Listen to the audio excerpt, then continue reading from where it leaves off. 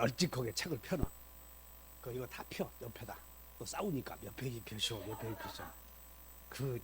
그 옆에 다 치워. 옆에 그 책만 하나 세 권 갖다 놔. 세 권. 이제 책이 세 권이야.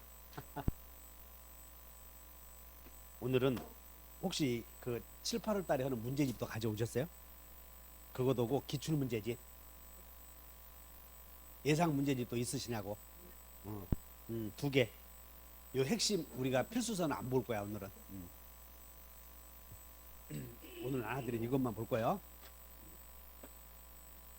자, 오늘 나눠드린 기본서를 보시면 여기 문제집을 한번 보죠. 목차를 한번 봐. 목차를 보면 1절 상속과 승계 취득, 당사자, 제3자 쭉 이렇게 나와 있죠. 그래서 우리는 하나의 문제풀이 하다 보면 핵심 키워드가 있거든. 그래서 그 핵심 키워드에 따라서 생기는 문제를 쭉 한번 정리해 보려고 그래요. 자, 그렇게 하시고 한 장 넘겨보셔. 그럼 제1절은 상속과 관련되어 있는 거, 제1절은 상속과 관련되어 있는 내용을 설명을 했는데 일단 여러분들은 상속인은 딱 알고 있어. 상속 그러면 아는 게 형수님이 상경에서 취했다. 상속 등기해야 등기 없이도 그런 것들을 딱 미리 이제 배운 것들 정리하시고, 그 다음에 상속인은 민법 제3자 보호 규정에서 말하는 제3자 입디까 당사자와 같이 취급합디까. 그 상속인은 제3자가 아니 이런 것들은 상속인은 당사자와 똑같아. 당사자와. 그래서 예를 들어서 요 기출문제집 얼른 펴. 기출문제집 가져오셨죠? 어떻게 나오는지 그냥 속도 있게 한번 보고 넘어가려고 그래. 페이지 392페이지 392 속도 있게.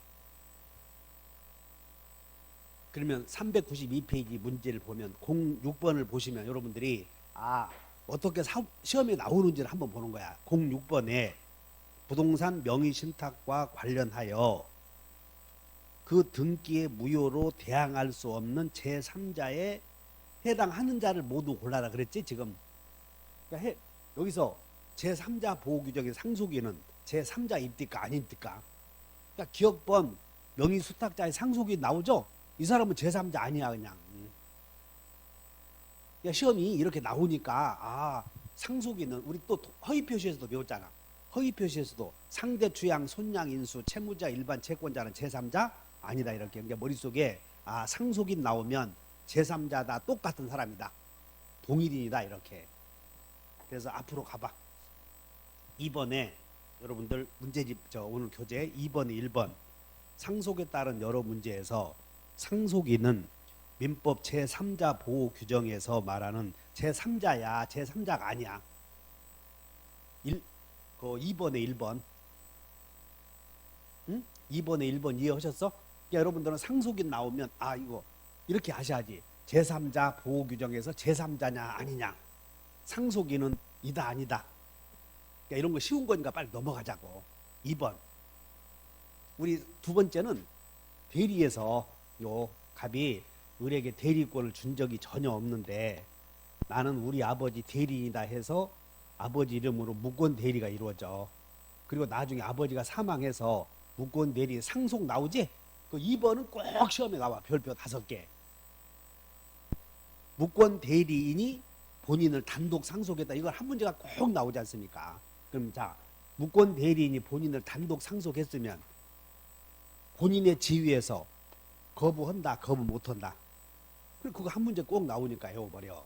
그래서 우리가 어떻게 배우냐면 외워봐. 상추, 철거 1페이지 그 문제. 그러면 여러분들 이거 공부하다가 기출문제 역사를 알고 싶지? 그럼 208페이지를 한번 펴봐. 보기 얼른. 기출문제 208페이지 빨리 펴야 돼. 그래야 시간이 단축돼. 그러면 그 208페이지 13번을 한번 봐. 무권 대리인 을이 갑을 대리하여 갑 소유의 부동산을 병에게 매도하는 계약을 체결하였다. 옳은 거. 우리가 대리 나오면 대리인에다 동그라미 치라고 그랬지. 그래서 을이 기억번 봐. 을이 갑을 단독 상속. 지금 강의 주제가 뭐냐? 상속. 그럼 상속 나오면 대리인은 본인을 단독 상속했을 때는 아버지 입장에서 거절하지. 그냥 이렇게 외우고 하나씩 탁탁탁 외우가 버려 이제. 여러분들이 이 책을 가지고 공부를 하면 그냥 이제 합격하는 것이야 이게. 그래서 뭐라고 되냐면 본인의 지위에서 추인을 거절하는 것은 신의 성실의 원칙에 반한다. 그러므로 거절하지 못한다. 그래서 여러분들은 이렇게 공부해. 여기 딱 읽어보는 순간 기출문제와 연관시켜서 상상을 해. 여기만 딱 보는 것이 아니고 그 여러분들 그 지금 2번 딱 보면 그것만 생각하지 말고 기출문제에서 어떻게 시험에 나와 갖고 나는 변형된 역사를 좀 공부하는 것이야 이렇게.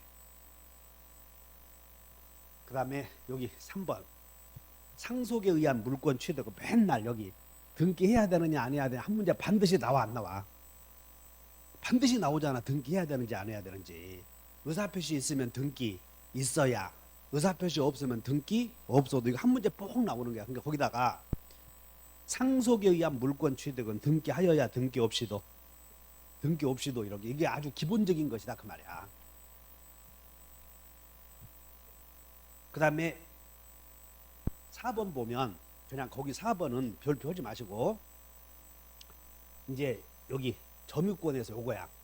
요 임차인이 요 갑의 임대인의 토지를 을이 임차에 토지를 임차한다고. 그 임차인은 직접 점유자니까 직접 점유자는 타주 점유야. 직접 점유자는 무슨 점유? 임차인 타주 점유. 그러면 임차인이 사망해서 상속인이 있겠지. 그럼 임차인의 아들이 요 점유권을 승계하는 거야 지금. 점유권. 그럼 임차인의 아들이 점유권 승계하면 원래 임차인은 자주점유였어, 타주점유였어. 그러니까 임차인의 아들이 점유권을 승계했을 때 이 점유권의 승계는 요 사람이 하자도 승계하거든. 그러니까 이 을의 임차인의 점유는 자여 타여 타. 그러니까 여기도 뭐가 돼? 그래 그렇게 된다 그 말이야. 그래서 거기에 4번 한번 읽어본다. 타주 점유자인 시작. 피상속인을 상속한 자는 자주점유로 전환돼 안 돼? 요 사람은 자 임차인이 사망해서 임차인의 아들이 점유권 지금 얘기하는 것이야. 점유권 승계했을 때 요 사람은 타주점유자예요. 을 다시는. 그럼 요 사람은 언제 자주점유자로 변해?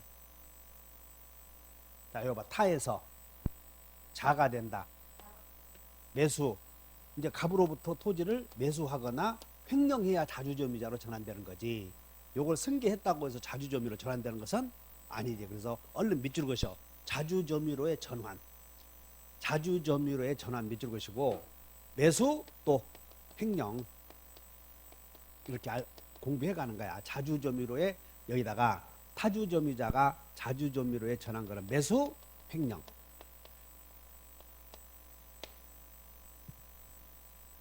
그 다음에 6번 5번 상속인의 점유의 분리와 평안 여부. 여기 봐. 그러면 이제 여기서 갑이 임차인이라고 하니 지금 임차인이야. 임차인. 그 임대인이 있겠지. 그 임차인이 여기서 사망하면 임차인이 사망하면 이 점유권을 지금 임차권 승계하는 게 아니라 지금 점유권 승계 배워. 그러면 점유권을 승계할 텐데 갑 다시가. 그러니까 임차인이 타주점이니까 요소도 무슨 점이야? 타주점유. 그런데 이 임차인은 점유권을 승계한 사람은 자기 점유만 주장해도 되고 전 점유자의 점유를 더할 수도 있어. 이런 걸 점유에 더하는 것을 분리, 빼는 걸 분리, 더하는 것을 병합. 만약에 요 갑이 사망해서 임차인이 사망해서 요 임차인의 아들이 점유권을 승계했을 때는 이 포괄 승계의 경우에는 상속인은 전 점유자가 똑같은 거야. 상속인은. 그러니까 자기 점유만 분리할 수 없지. 상속인은. 근데 만약에 임차권을 양도받아서 임차권을 양도받은 경우에는 임차권을 특정 승계했지. 그랬을 때는 더하기 빼기가 가능해. 그것을 분리병합이라고 그래. 그래서 5번 봐. 5번. 상속인은 점유를 분리할 수, 아버지 땅을 상속받은 사람은 같은 사람이니까 자기 점유만 분리할 수는 없다 해야지. 상속인은 자기 점유만 주장하면 안 된다니까. 그래서 자 5번 봐. 5번. 상속인은 새로운 권원에 의하여 자기 고유의 자기의 별도의 점유를 개시하지 않는. 자 밑줄 보셔봐. 상속인은 밑줄. 상속인은 밑줄. 두 번째로 내려와. 피상속인의 점유를 떠나 자기만의 점유를 주장할 수 없다. 여보 지금 어디 배우고 있어? 표은영이 책이 없어?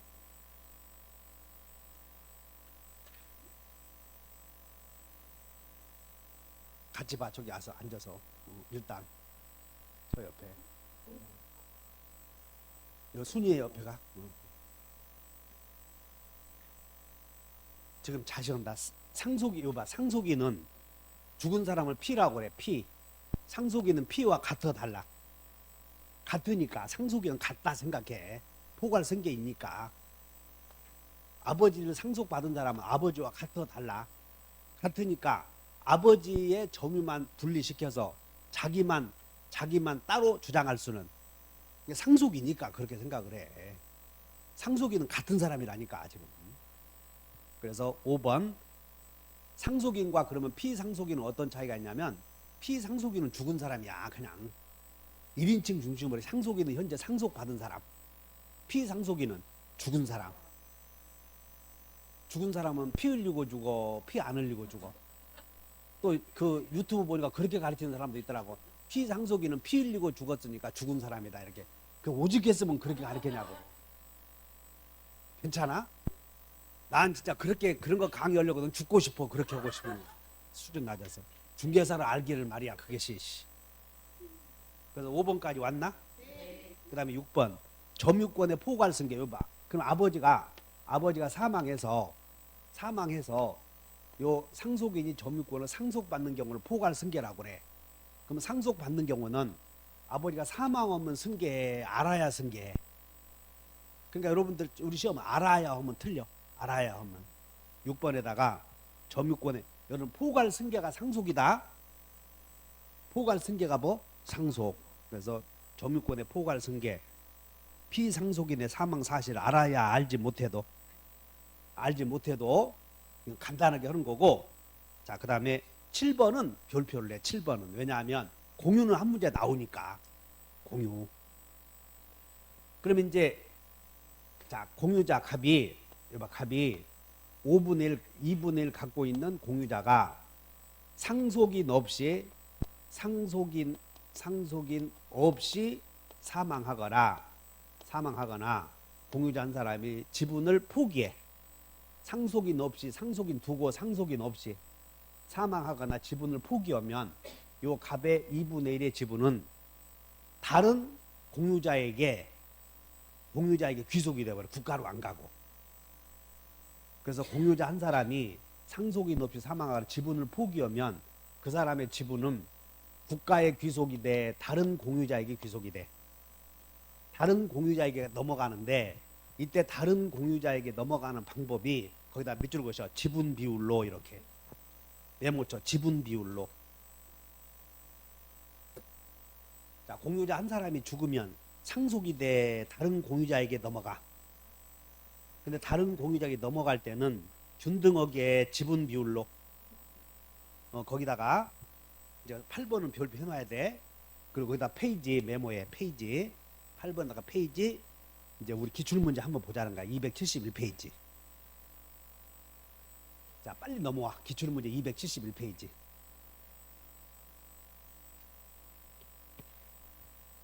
여기 하나 챕터 보잖아. 그럼 민법 다 공부하는 거예요.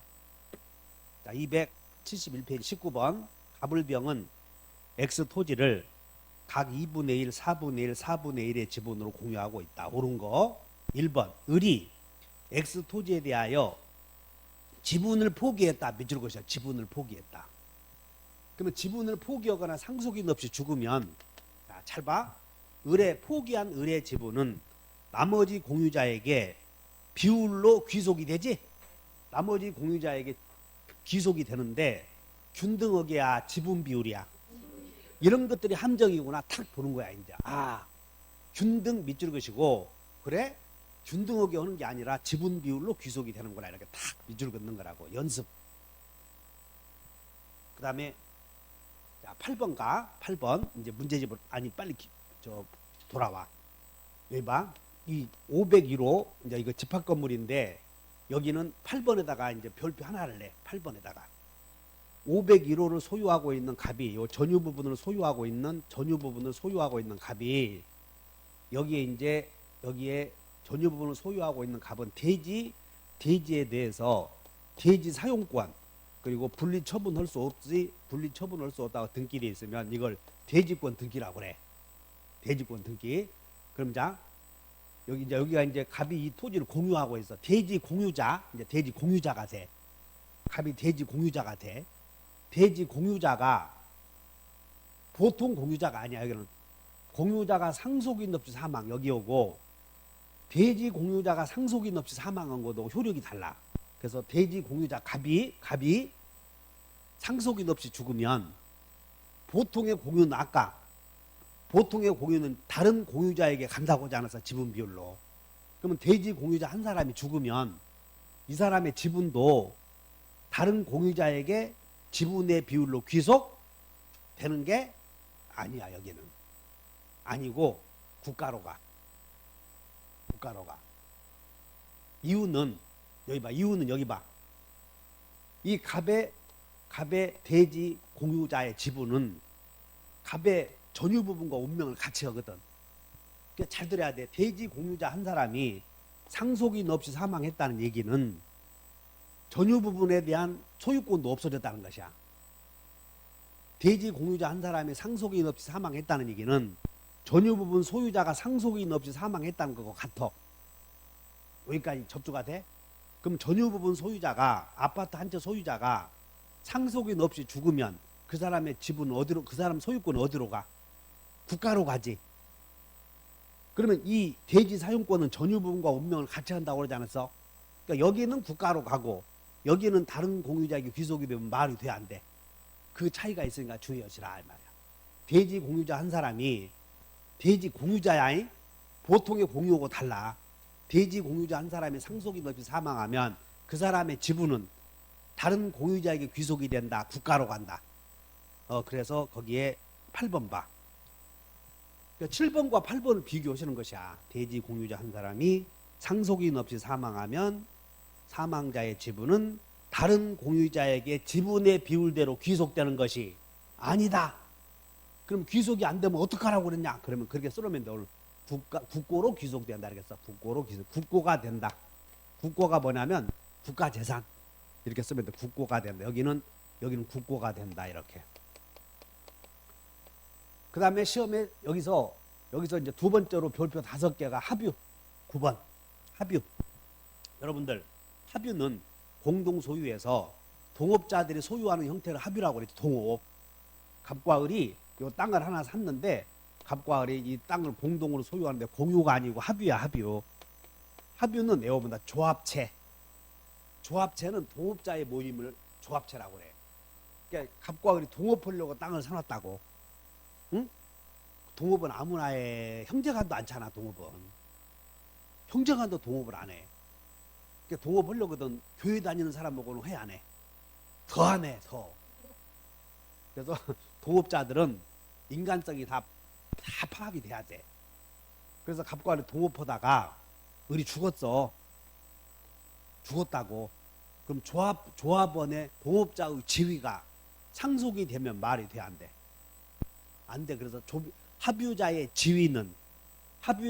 지위와 조합원의 지위와 합유자의 지분은 상속이 안 된다. 거기 읽어봐. 합유자의 지위 상속 9번에 합유자 1인이 사망하면 그 합유자의 지분은 상속이 인정되지 않는다. 엄청 많이 나와. 우리 공동 소유에서. 여러분들 자 페이지 얼른 가자. 기출문제 275페이지. 여기는 페이지 275페이지. 빨리 펴버려. 얼른 그냥 꾸무럭꾸무럭 하면 안 돼. 275페이지 봤더니 26번에 3번 봐. 275페이지 26번에 3번.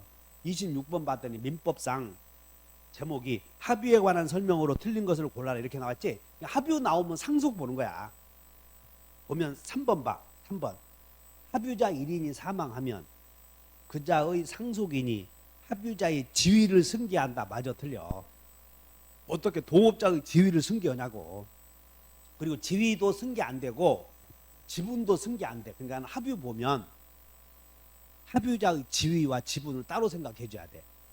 그래서 합의자의 이렇게 물어본다. 합의자의 지분은 합의자의 지위와 분리해서 양도할 수 있다. 그러면 틀려. 합의자의 지분은 합의자의 지위와 분리해서 양도할 수 없어. 근데 공유자는 공유자의 지위와 공유자의 지분은 분리 처분할 수 있어요. 여기서 그러니까 차이가 있으니까 거기다가 거기는 지분을 물어봤어. 지위를 물어봤어. 지위. 지분 물어봤어. 지위 물어봤어. 다르니까 아무거나 그냥 건성건성 눈으로 보지 말라고. 273페이지에 얼른 앞으로 펴. 273페이지 20번에 23번에 공동소유 옳은 거 4번 봐. 별표. 23번에 4번. 자, 합의자 1인이 사망하면 특별한 사정이 없는 한 그 상속인이 그 지위여 지분이요. 여기는 지분을 물어봤잖아. 지분을 포괄 승계한다. 상속이 안 된다. 그 틀렸잖아. 이 지분은. 합의 나오면 상속이 안 된다. 두 개가 지위와 지분 두 개를 별도로 구분하라. 그런 얘기야. 자, 그래서 여러분 1페이지에는 제일 중요한 게 양가로 2번, 양가로 9번. 여기서 제일 중요한 건 여기서 반드시 나오는 것은 무권 대리는 한 문제 꼭 나오잖아. 무권 대리는. 그리고 제3자 나오고 여기서 이건 당연히 제3자는 나오는 거고, 그다음에 여기서 이제 점유권에서 이런 거 나오면 문제가 되는 거고, 그다음에 만약에 공동 소유에서 합의 나오면 여기 별표 넣으시고 안 된다 알면 돼. 그 집합 건물은 여기하고 다르다 이렇게 기억하시면 되지. 한 장 넘겨. 2페이지.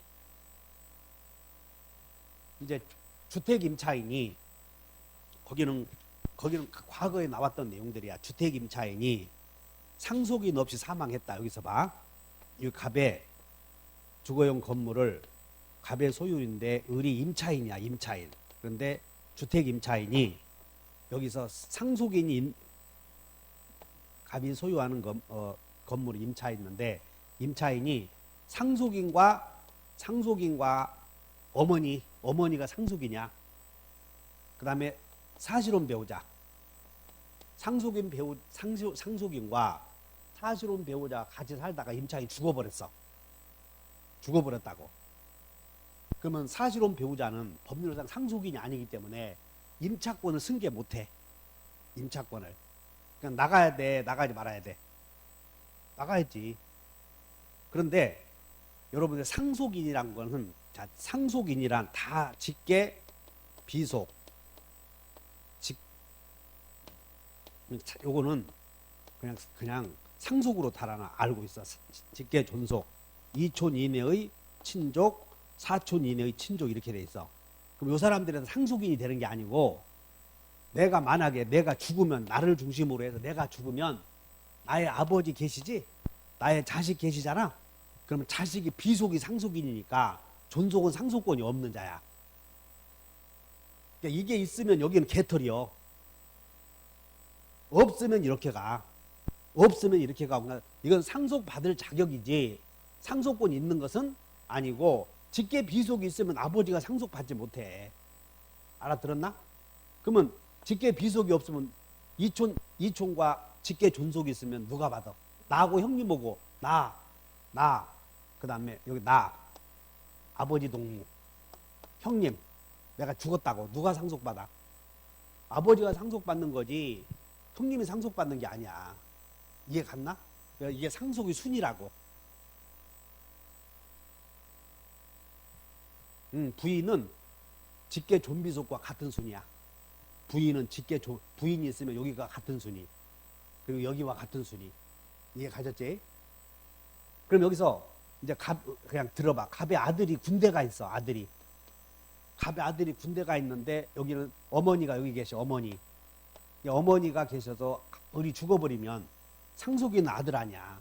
임차권을 상속받아. 어머니와 아들은 어머니는 상속받아 못 받아? 못 받지. 자, 이 경우는 그런데 상속인이 가정 공동생활을 하지 않잖아. 여기서. 그러면 그 주택에서 가정 공동생활을 하는 이촌 이내의 친족과 그 다음에 사실혼 배우자가 공동으로 임차권 승계하게 돼 있어. 이게 어려워. 만약에 그 주택에서 상속권자가 없으면 사실혼 배우자 혼자 받아. 그러니까 여러분들 이것이 과거에 10회 전에는 엄청 어렵게 나왔던 내용들이야. 지금 여러분 가르쳐주면 몰라. 지금 모르니까 그냥 사실혼 배우자도 주택 임차권 승계할 수도 있다. 그 정도 말고 문제 하나만 정리하고 가자고. 이렇게 여기다 페이지 365페이지 365페이지를 보면 365페이지 얼른 한번 문제를 봐. 이 교재를 잘 찾으라고 그래서 07번에 5번 봐. 주택 임차인이 사망한 경우 그 주택에서 가정 공동 생활을 하던 사실혼 배우자는 항상 상속권자에 우선하여 사망한 임차인의 권리 의무를 승계한다. 맞아, 틀려? 틀렸다니까.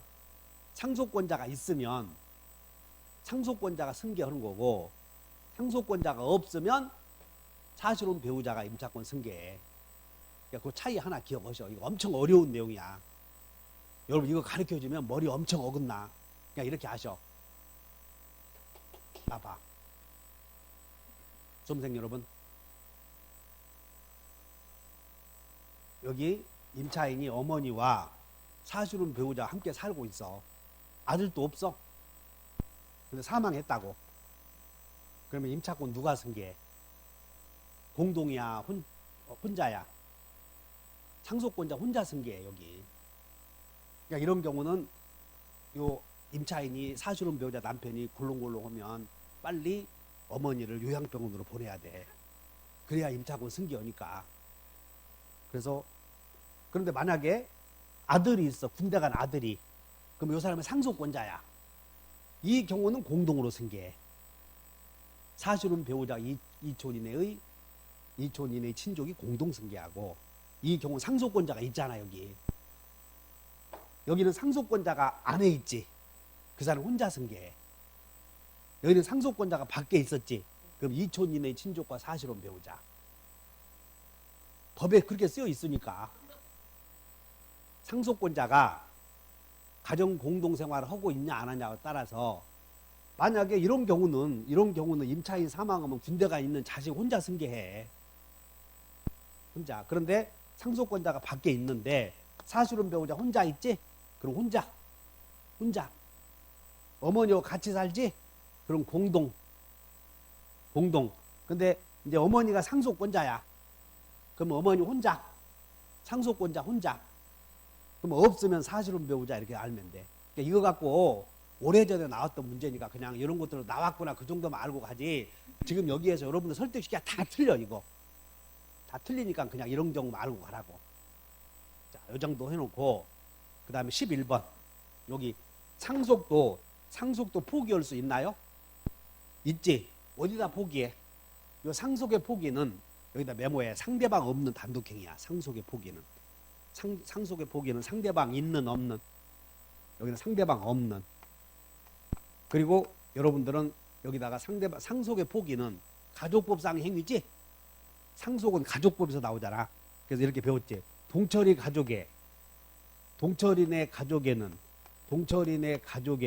족이 붙여, 족이 못 붙여. 족이 없다 배웠다. 그래서 상속을 포기할 때는 조건기 안 붙일 수 없어. 이렇게. 그 정도 알면 돼. 가족법상 행위니까. 그 다음에 12번은 최근에 나오는 신경양 문제야. 12번에다가 왼쪽에 메모해. 신경양 이렇게. 12번 왼쪽에다가 구경양이야, 신경양이야. 신경양 문제 이렇게 써. 그럼 이제 갑이 배우자에게 명의신탁을 했어. 갑이 자기 아내에게 명의신탁했다고. 그럼 명의신탁이 탈법의 목적이 없으면 유효지. 근데 갑이 죽었대. 죽었어. 그러면 갑의 자식이 있겠지?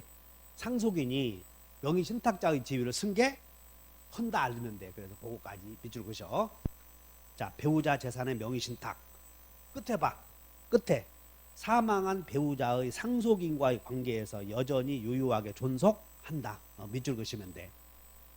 그래서 여러분 상속과 관련된 문제를 간략하게 살펴봤는데 여러분들이 집에 있으면서도 복습할 때 그런 내용들을 쭉 연상을 해야 돼. 연상이 됐나? 한 장 넘겨보셔.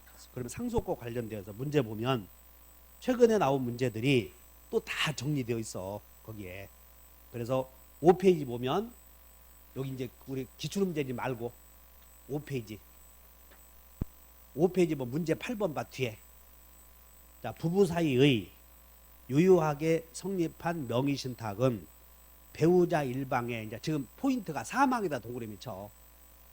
사망으로 잔존 배우자와 사망한 배우자의 상속인에게 효력을 잃는다. 효력을 지속한다.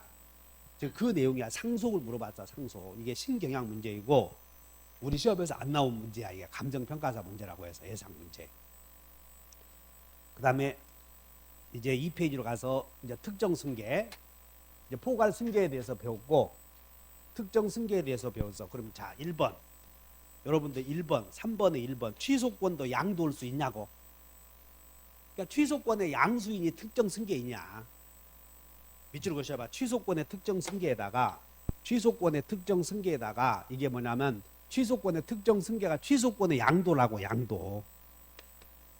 취소권의 양수인. 그럼 취소권도 양도할 수 있지. 그래서 취소권도 양수인에게 넘어간다. 그 정도 아시면 돼. 취소권도 특정 승계인에게 승계된다. 근데 형성권이니까 취소권만 양도해야 돼. 함께 양도해야 돼. 그 정도만 알면 돼. 취소권이 형성권이다. 그러면 형성권은 분리해서야 함께 양도해야 돼. 함께. 기본적인 법률 관계 함께 양도해야 된다. 그렇게 하셔. 그 다음에 양가로 2번. 그 3번에 양가로 1번에 2번 볼까? 동그라미 2번. 해설. 취소권만의 특정 승계는 인정되지 않는다. 취소할 수 있는 행위를 이전받으면 취소권도 함께 승계가 되는 거지 취소권만 양도할 수는 없다. 그 다음에 양가로 2번 관리단의 채무. 여러분들 여기 봐. 그 2번은 별표에 여러분 집합건물법에서 나오는 건데 관리단의 채무는 구분소유권 여기 요게 구분소유자가 100명 있어. 100개. 근데 501호 소유하고 있는 자가 501호 소유하고 있는 이 관리단이 지금 외부에 1억을 줘야 돼. 1억을. 관리단이. 그럼 501호를 새로 산 사람은 승계 전에 생긴 관리단의 채무 승계하지 않아. 승계하는 거예요. 다 관리단의 채무는. 그것도 모르면 알고나 계셔. 빨리빨리 밑줄 그셔. 자, 양가로 2번 관리단의 채무의 승계 구분 소유자의 밑줄 그셔. 특별 승계인은 승계 전에 생긴 관리단의 채무에 관해서 책임을 져야 한다. 그 다음에 거기는 그 양가로 3번은 별표 5개 계속 나오고 있어. 계속. 양가로 3번은 계속 연체료 채무나 연체료 채권은 승계되지 않는다 하시면 돼. 연체료 채권은 승계되지 않는다.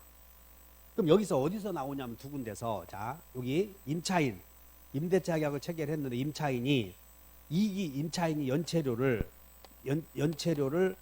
2개월째 안 내서 50만 원 밀렸다고 봐. 그러면 이 연체료는 50만 원 밀린 상태에서 건물 소유자가 값 다시로 바뀌었대. 그럼 이 연체료는 원래 매진자에게 줘야 돼. 새로운 양수인에게 줘야 돼. 그렇게 아시라고. 연체료는 승계되지 않는다. 이렇게. 그냥 매진자에게 주는 거예요. 너 별표 5개 해. 그래서 연체료, 즉 채권자 입장에서는 차임 채권이 되는 거고 채무자 입장에서는 차임 채무가 되는 거지. 이 사람의 차임 채무는 승계인에게 승계되지 채권도 승계 안 되고 또 이 사람이 여기 봐 임차인이 이기 연체하고 있는 동안에 임차권을 양도했어. 그럼 임차권을 양수한 사람은 임차권을 동의 얻어서 양수받은 사람은 임대인에게 이 을이 연체한 차임을 임차인이 임차권을 양수한 자는 임차인이 연체한 차임을 지금 임대차 관계를 맺은 현재 임대인에게 줄 필요 없어.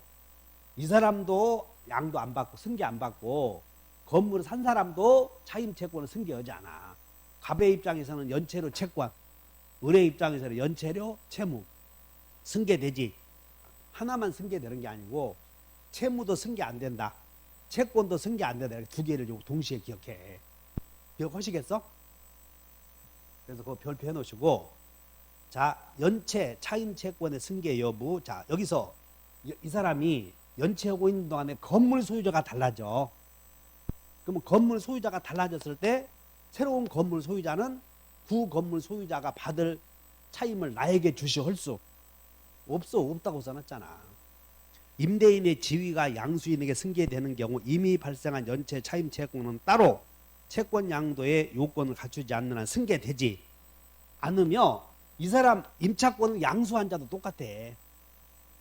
임차인이 연체로 밀리고 있는 동안 임차권 양도했어. 임차권을 팔아먹었다고. 그럼 양수인은 임차권 양도인이 안 갚은 빚을 갚아야 돼. 갚을 필요 없어. 그래 갚을 필요 없고 새로 산 사람도 원래 임차인에게 내놓으실 수 없다. 똑같아. 당사자의 지위만 변경됐으니까. 설득이 돼? 그냥 연체료로 승계되지. 연체료 채권 채무는 승계 안 된다 이렇게 외워. 그럼 문제가 나오겠어 안 나오겠어? 엄청 나와. 이렇게 374페이지. 오늘은 전체를 한번 보는 거야. 한 시간에 전체를 한번 봐. 374페이지에 06번에 자 갑은 2021년 2월 1일 뭐 상가 건물에 대하여 보증금 5억 원 월차임 500만 원으로 계약을 체결했다. 어쩌고 나오지? 그건 이제 디귿번을 봐. 임차인이 2개월의 차임을 연체하던 중 건물 소유자가 병으로 바뀐 경우 특별한 사정이 없는 한 연체 차임은 갑이 연체 차임은 여기는 이렇게 돼 있지. 이렇게 바뀌었지. 임차인이 갑이고 임대인이 이렇게 됐네. 임차인이 연체하고 있는 동안에 소유자가 바뀌면 요 임차인은 연체료를 새로운 소유자에게 맺은 자에게 그러니까 예해버려. 연체료는 맺은 자에게 해버리면 되잖아. 그래서 뭐라고 되냐면 병으로 바뀐 경우 누구에게 지급하라고 그랬어? 연체료는 을에게 지급하라고 그러지 않았어. 마저 틀려. 엄청 임대차에서 나와. 이렇게 임차권 양도의 경우에도 임차권을 양도한 경우에도 양수인은 양도인의 연체료를 승계하지 않아. 그러니까 여기도 승계 않고 여기도 승계 않으니까 두 경우를 기억하면 돼. 두 경우를. 그 다음에 동그라미 3번 지료. 그러면 이제 우리 지상권에서 이 갑의 토지를 을이 지상권자인데 지상권자는 몇 년 연체하면 소멸 청구를 썼다. 몇 년 연체하면 2년. 다시 2기 2년. 임대차는 2기. 지상권은 2기요. 2년이요. 2년 연체하면 소멸 청구할 수 있어. 근데 지상권자가 여기서 1년 연체했대. 1년 연체하고 있는 동안에 소유자가 이렇게 바뀌었대. 이렇게. 그러면 새로운 소유자는 원래의 소유자가 받을 연체료 지료 채권을 승계하지 않아. 승계 않는다고 했잖아. 지료만 나오면. 그래서 새로운 소유자를 따로 2년이어야 돼. 합해서 2년이어야 돼. 연체료는. 우리 생각났잖아. 따로따로가 가능하다고. 그래서 따로 2년 연체해야 소멸 청구할 수 있는 거지. 합해서 2년 연체해야 소멸 청구하는 것은 애워버려. 연체료는 합산되지 않는다. 즉 승계되지 않는다. 그런 뜻이야. 그래서 거기에 3번 봐. 지상권자의 지료 연체와 설정자의 소멸 청구에 새로운 소유자를 상대로 해서도 몇 년 이상이어야 소멸 청구할 수 있어.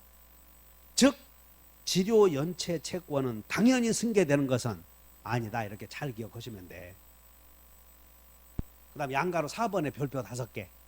무상통행권의 승계 여부. 여기 엄청 중요한 거. 무상통행권은 여러분들 무상통행권은 언제 생겨? 무상통행권은 지역권이 아니잖아. 무상통행권은 주의토지통행권이잖아. 주의토지통행권. 그래서 여기 잘 봐.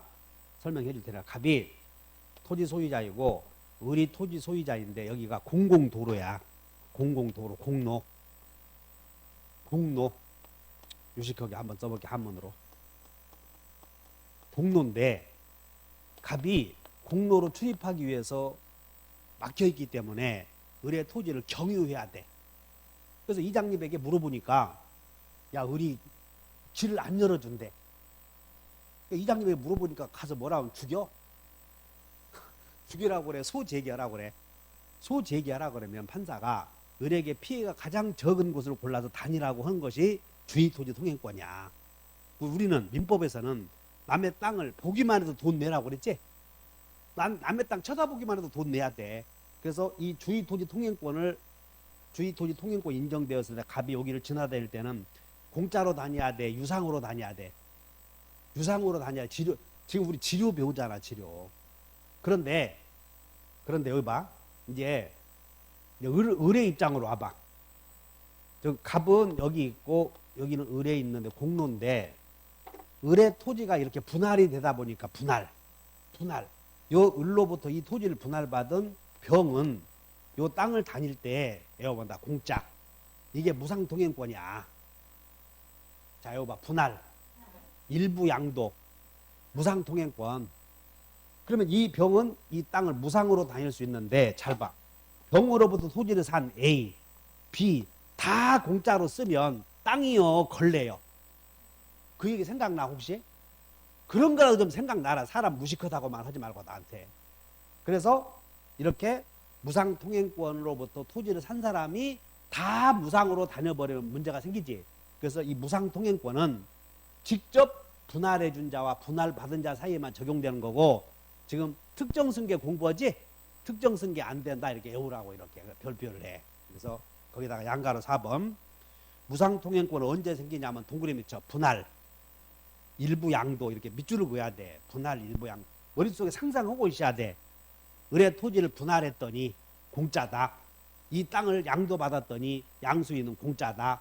공짜는 하나 없다. 한 번만 적용된다. 그래서 읽어보시면 분할 일부 양도 시에 적용되는 무상주의 통행권은 피동행지에 여기 이걸 통행지 피동행지라고 그래. 피동행지의 특정 승계인에게는 적용되지 않는다. 그러면 야, 나는 피통행지 나오면 어렵다? 그거 보지 마라. 그냥 특정 승계에게는 적용되지 않는다 하면 되는 거니까 그게 중요한 거지. 아따, 피인지 피 아닌지 그것이 어렵네? 그러지 마시고 무상통행권은 특정 승계인에게 적용되지. 그것만 알면 되는 거예요. 무상통행권은 과거에 엄청 나왔던 내용이야. 그 다음에 양가로 5번에 점유권의 특정 승계. 점유권의 특정 승계에서 자, 여기 봐. 갑이 토지를 을에게 팔았어. 을이 매매. 그래서 지금 뭘 배우냐면 점유권은 을이 점유권을 승계할 텐데 점유권의 특정 승계 취득 시기가 토지를 판 매도인이 토지나 건물 넘겨주면 특정 승계해. 점유권. 소유권은 등기할 때고 점유권은 이전 받을 때 점유권 취득을 해. 알아들었나? 토지를 산 사람이 등기하면 소유권 취득하고 점유권을 언제 취득하냐면 목적물을 넘겨받으면 다시 인도받는다. 인도받으면 점유권 취득하잖아. 그런데 이 매수인이 점유권을 언제 취득했는지 모르겠대. 언제 취득했는지 몰라. 그러면 아마 이렇게 이전 등기 해주면 그 무렵에 점유권을 취득했을 것이다 라고 추정이 돼. 그 추정 시기 보는 것이야. 그래서 자, 점유권의 특정 승계 시기에 매매계약을 원인으로 토지의 소유자로 등기한 자는 통상 밑줄 그으셔. 통상 이전 등기할 때 그 토지를 인도받아 점유한 것으로 보아야 한다. 그럼 우리 시험은 이전 등기를 해주면 지금 우리 잘 봐야 돼. 소유권 취득 시기를 공부해. 점유권 취득 시기를 공부해. 소유권 취득 시기는 등기했을 때지. 지금 포인트는 점유권 취득 시기라니까.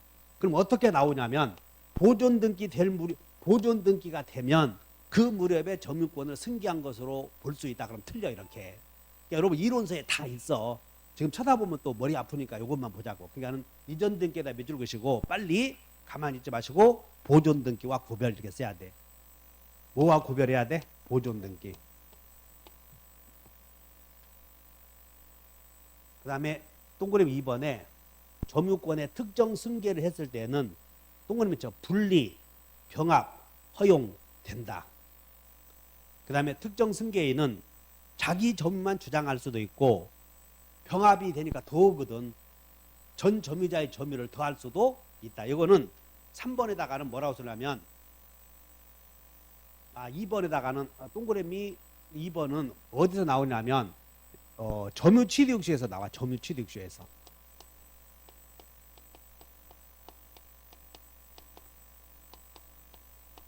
점유권을 승계한 사람은 꼭 자기 점유만 해서 20년이어야 돼. 더해서 20년이면 돼. 더해서 20년이면 된다 그 말이야. 더해서. 그것들을 잘 이해해 놓으시고. 그 다음에 6번의 별표. 점유물 반환 청구의 상대방 별표. 물권적 청구권의 상대방이 여기는 시험에 꼭 나와요. 자, 갑의 토지를 을이 넘겨받은 것이 아니라 쇠스랑 들고 와서 빼앗았어. 침탈이야. 쇠스랑 들고. 그러면 점유물 반환 점유권을 침탈당한 사람은 전반청이 있어. 침탈한 자에게. 근데 침탈해서 요놈이 병에게 팔았다면 침탈자의 특정 승계이냐. 그래서 전반청은 침탈자의 지금 특정 승계 공부한다. 특정 승계인에게는 적용되지 않아. 원칙이. 자, 밑줄 그으셔. 침탈자. 그러니까 전반청의 상대방은 당연히 침탈자에게는 있지. 제목이 상대방이라고 써 있잖아요. 6번에. 여기 봐. 점유물 반환 청구권의 상대방. 침탈자. 또는 승계인에게는 안 되는데 단 요 친구가 이놈이 악의이면 돼. 악의. 그래서 악의의 특정 승계인 밑줄 그으셔. 침탈자 또는 선의여 악의야. 그러니까 이 사람이 선의의 승계인이라면 안 돼. 그래서 악의의 승계인에게는 된다. 하나 기억해야 돼. 그런데 거기다 악의의 승계인에게도 소반청은 적용돼. 소유물 반환 청구권은 따지지 않아. 누구에게나 적용되니까. 그 다음에 7번의 별표. 7번. 공유자 사이에 특약을 했대. 여기서 또 나와. 공유자 사이에. 자, 갑과 을이 2분의 1씩 공유하고 있어. 2분의 1씩. 그래서 특약을 했는데 공유자 사이 특약에는 여러 가지가 있는데 관리 특약이 있어. 공유물에 우리는 보존행위, 관리행위, 처분행위 다 기억해야 돼. 보존행위는 각자, 관리행위는 과반수, 처분행위는 전원동의. 근데 관리특약은 과반수 정하거든. 그래서 공유자 사이에 이루어진 관리특약은 당연히 승계가 돼. 자, 7번에 1번 공유자 사이에 무슨 특약은? 그러니까 여러분들은 관리행위는 과반수로 정한다는 생각하면 돼. 공유자 사이에 관리행위는 과반수. 그래서 과반수로 정해놓은 특약은 승계인에게도 당연히 효력이 생기는 거지. 그런데 공유자 사이 특약이라도 이 특약이라도 밑에 2개가 있어. 2개. 공유의 본질을 해치는 특약은 당연히 승계되는 것은 아니다. 그것들이 다 우리 기출문제였다고. 그래서 자, 기억번. 자, 요번에 본질을 해야 하는 특약. 여기서 공유자 사이 특약에서 관리 특약이 나오고 본질을 해야 하는 이 제목이 있잖아. 본질을 해야 하는 특약은 승계되는 것은 그냥 눈으로 읽어버려야 돼. 그것은 공유자 사이의 특약이라도 관리 특약은 당연히 승계된다. 그러나 동그라미 2번에 공유에 뭐를 해야 하는 특약. 그다음 본질을 해야 하는 특약은 당연히 승계되면 문제가 있지. 그 2개가 있어. 첫째 일부 공유자가 기간에 정함이 없이 공유 토지를 무상으로 사용하도록 한 특약이 있었지. 이게 우리 시험에 한번 나왔어. 기간에 정함이 없이 무상으로 사용하기로 한 특약은 당연히 승계되는 것은 아니다. 그 일본 기억번에다가 가만히 있지 말고 출제됨 써. 이미 출제됨. 그러니까 여러분들이 지금 하는 건 나봐. 집에 가서 한번 복습할 때 이런 것들이 머릿속에 기출문제가 나왔다는 상상하는 거예요. 쭉 상상해 가야 돼. 그 다음에 이제 3번 보니까 특약이라도 공유물 불분할 특약은 그걸 엄청 많이 나왔잖아. 공유물 불분할 특약은 등기하면 배항할 수 있다. 그 다음에 8번은 그냥 간단하게 넘어가자고. 전세권자가 있는데, 자, 건물에 갑이 소유자이고 을이 전세권자야. 그럼 소유자가 건물을 팔면 건물을 새로 산 사람은 갑의 건물을 새로 매수한 갑 다시는 갑이 을과 체결된 계약을 그대로 승계하잖아. 계약 인수. 그렇기 때문에 전세권자는 누구에게 전세금 받아? 새로운 소유자, 맺은 자. 그건 뭐 여러분들이 금방 아니까. 자, 존속 중 전세물의 양도, 존속 기간 중 전세 목적물이 양도되었을 때 전세금 반환 의무를 부담하는 자는 맺은 자야, 양수인이야.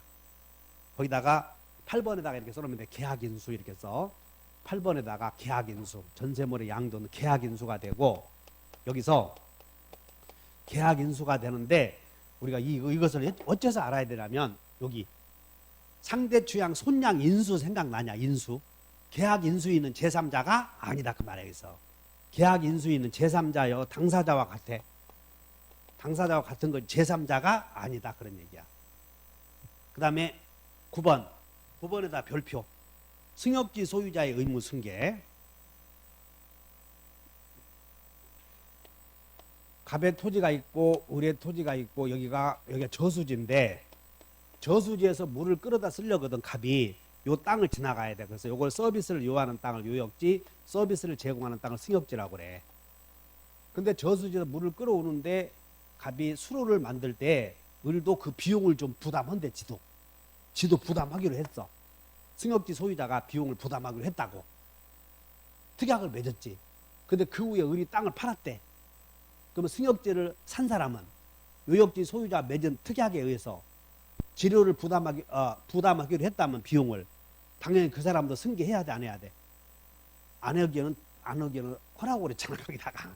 그래서 9번에다가 별표에 승역지 소유자의 의무 승계. 자, 계약에 의하여 승역지 소유자가 자기의 비용으로 지역권의 행사를 위해서 공작물의 설치 또는 수선 의무를 부담한 경우, 자, 밑줄 그으셔. 승역지 소유자가 밑줄, 여러분 다 머리 안 들어오니까 주어동사만 찾아. 승역지 소유자가 수선 의무를 부담하는 때에는 밑줄 그으셔. 수선 의무를 계약에 의해서 밑줄, 계약에 의해서 수선 의무를 부담하는 때에는, 자, 을이 갑과 계약에 의해서 수선 의무를 부담하는 때에는 이 승역지를 산 사람도 그 의무를 승계한다. 이거 별표 해놓으시고 잘 봐. 그 다음에 10번은 별표 5개. 10번은 별표 5개. 그래서 10번은 주택임대차에서 제3채무자의 지위 승계. 여기까지 하고 쉬자고. 주택임대차에서 제3채무자의 지위 승계인데, 그 여기다가 제3채무자에다 밑줄 그으셔. 제3채무자. 제3채무자에다 밑줄 그으시고, 쉽게 말해서 제3채무자는 채무자의 채무자. 채무자의 채무자를 제3채무자라고 그래. 그러면 채무자가 있었다면 이 사람의 채권자 있겠어, 없겠어? 있겠지. 자, 이 사람이 채권자야. 그래서 쉬워. 무슨 얘기냐면, 갑이 을에게 1억을 받을 이 사람은 채권자. 그리고 이 사람은 채무자. 그리고 병이 또 다시 을에게 채무를 부담하고 있어. 그럼 갑과 을 사이에서는 채권 채무 관계가 성립이 되고, 이 병은 갑과는 관계 없지 지금. 그래서 이때 갑과 병 사이의 관계를 제3 채무자라고 그래. 자, 이거 봐. 채무자의 채무자. 이 사람을 갑과의 관계에서는 뭐라고 불러? 제3 채무자. 이렇게. 이해 가셨지? 그럼 우리는 10번에서 그냥 채무자여 주택임대차에서야. 그건 주택임대차에서 제3 채무자의 지위를 당연히 승계가 나오면 별표 5개 해야 돼. 이게 뭐냐면 잡아. 갑이 임대인이야. 임대인. 그리고 임차인. 그 임차인은 임대인에게 보증금 채권 있지? 그래서 보증금 채권 말하면 이 사람이 채권자이고 이 사람이 채무자야. 이 사람이.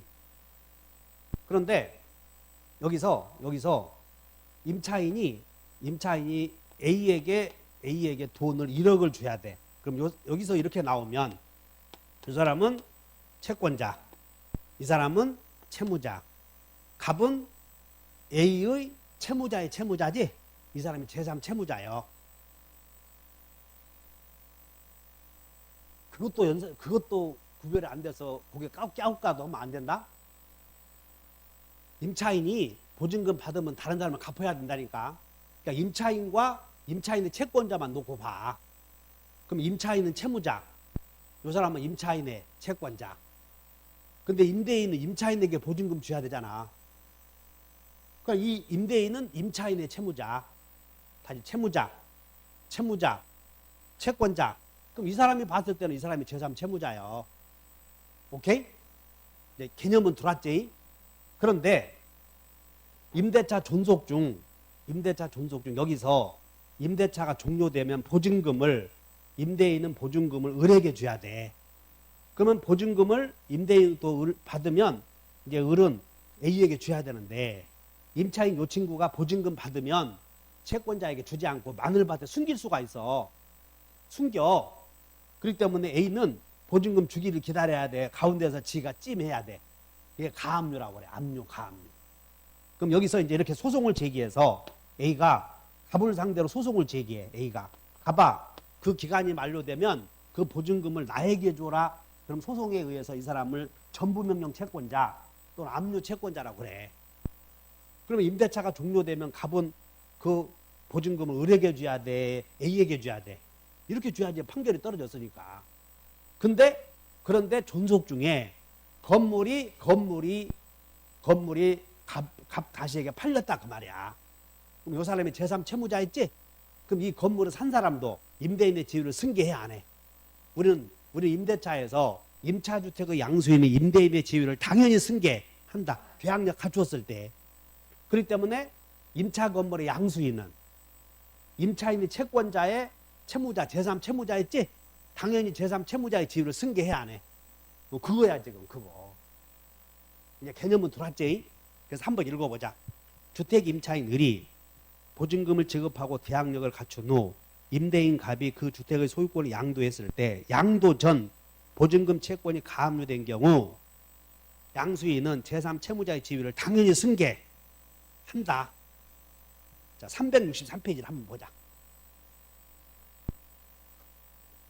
여러분들이 지금 강의한 내용들은 임대차에서 강의할 때 대학력만 공부하다 보니까 놓치기 쉬운 지문들이야.